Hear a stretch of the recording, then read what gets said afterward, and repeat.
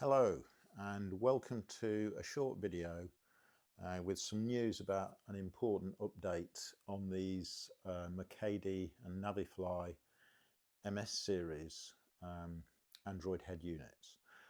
Now over the last couple of years I've fitted quite a few of these, and I've made some videos on YouTube where I install these, and they're generally a good unit. They're based on the 7862 microprocessor, the UIS7862 octa-core processor, and the main board is made by a company called FYT7862. And typically they're resold under brands like Mekede and Navifly, usually via AliExpress and some of these other Chinese online sellers. And I found them to be a pretty good unit. The sound quality is reasonable, and they have a little app on them called CarLink, which enables you to wirelessly connect Android Auto or Apple CarPlay, and they're relatively inexpensive. They typically have a part number M300S or M500S, M600S, so they're known as the MS series. And the number, the 300, the 500, the 600, refers to the amount of RAM and long-term storage. So this one is an M300S, and it has 4 gigabytes of RAM and 32 gigabytes of storage. Now, one of the real problems with these units has been the sound quality during a telephone call, the outgoing sound quality. So when you as the user of the head unit speak, the sound quality that your counterpart hears is generally pretty poor. Now, part of the reason for that is that there is an internal microphone on this head unit, and it does tend to pick up a lot of structural noise from within the car. So as you're driving along, obviously there's road noise and wind noise and so forth, and this gets conveyed into this internal microphone, and that kind of obliterates your speech. Now, there is an optional pigtail here which has a 3.5mm microphone connector. So this plugs into the back of the head unit, and then you can plug in an external mic. But the issue has been that in the hardware of this unit, the internal mic and the external mic input are hardwired together, so that even if you connect an external microphone, the internal microphone is still connected and still passing a signal into the unit, into the preamp of the unit, and creating a lot of external noise. Now, there is a little switch in software, so there's a little thing you can toggle on and off to switch between the internal mic and the external mic, and that has not worked because the two microphones are actually hardwired together inside the unit. That little toggle switch within the software has never done anything. Now, that's changed because this is a unit that I've recently bought. It's now September 2025, so I've recently purchased this unit, so I guess it was probably manufactured in July or August. And FYT, who make the main board, have evidently made some changes, and that little toggle switch now does work. Because before I install any of these units, I always check them out on the bench with a power supply, and sure enough, I could switch on and off the internal mic. And I've confirmed that. I've tested it carefully. I've made phone calls with it off the bench, and we've confirmed that now you can turn off the internal mic, and that's a big improvement. So I'm just going to show you how you do that, and I'm going to show you the best kind of external mic to connect to this unit for good telephone call quality.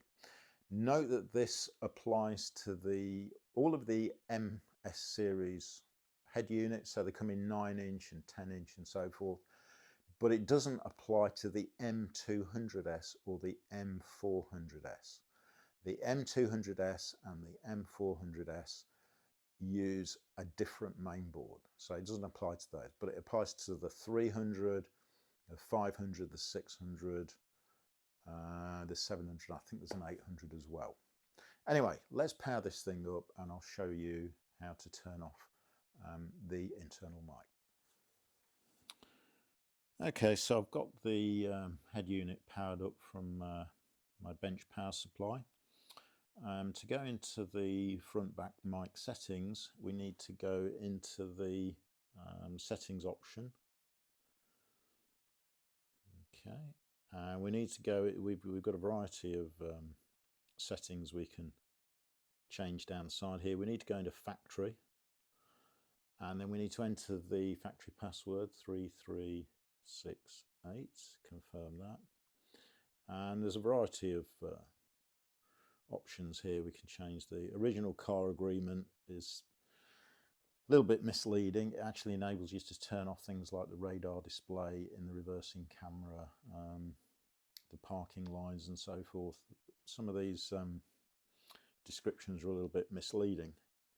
But if we're in the factory settings manual, you'll see here we've got back mic switch.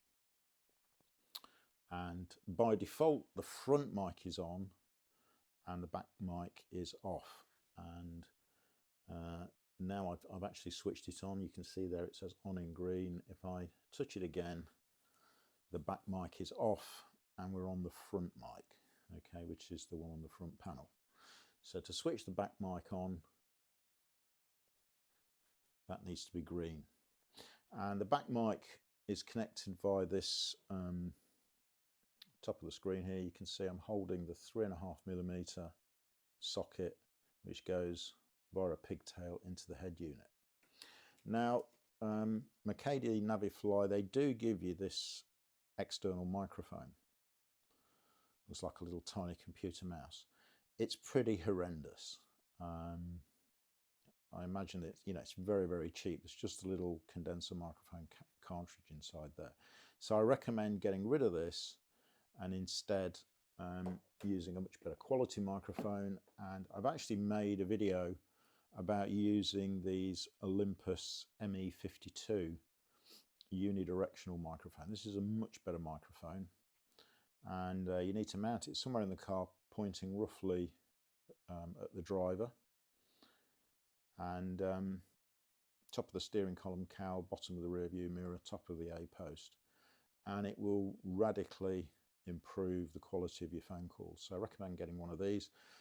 In the UK, they're available from Amazon, and they fluctuate in price, but generally they're somewhere between £20 and £30. Now, what you might also notice when you're going into the setup is if we go into, where are we, device, and we go into sound, there is a mic gain setting here.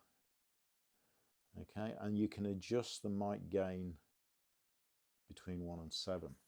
Now, I've tried this out quite extensively and it doesn't work. It does nothing. So I've tried it out both recording onto an app on the head unit and then playing back, and I've actually tried changing it during phone calls and so forth, and it seems to do nothing. So yeah, don't get sidetracked by that. Anyway, the upshot of this is that with these improvements that FYT have obviously made, they've obviously updated the hardware a little bit. I think this is now a very recommendable unit. The 4 GB/32 GB, so that's 4 gig of RAM, 32 gig of storage. You can generally get that for not much more than £100. And together with a suitable wiring harness, you can buy wiring harness adapters off AliExpress for your car, and you can get obviously dash surrounds quite reasonably. I think it's now quite a worthy unit. Now there is some software available. If you go into the App Store here, you're actually able to update any of the apps. So there's an app in comes pre-installed on the head unit. It's called CarLink 2.0. That that's what gives you the wireless Android Auto and Apple CarPlay. And if you go into App Store, keep CarLink updated via their App Store. You need preferably a Wi-Fi connection to the unit, and then you can download the updates. So maybe every few months, just check if there's anything new in the App Store and keep CarLink updated. I have tried the latest version of CarLink on this, their latest version, and it does seem to connect reliably every time, and it stays connected for hours. So I'm pretty happy to recommend this head unit. Okay, I hope that's helpful, and it's good news for those of you that are intending to buy one of these. They are a popular unit, and I think they've just got a bit better.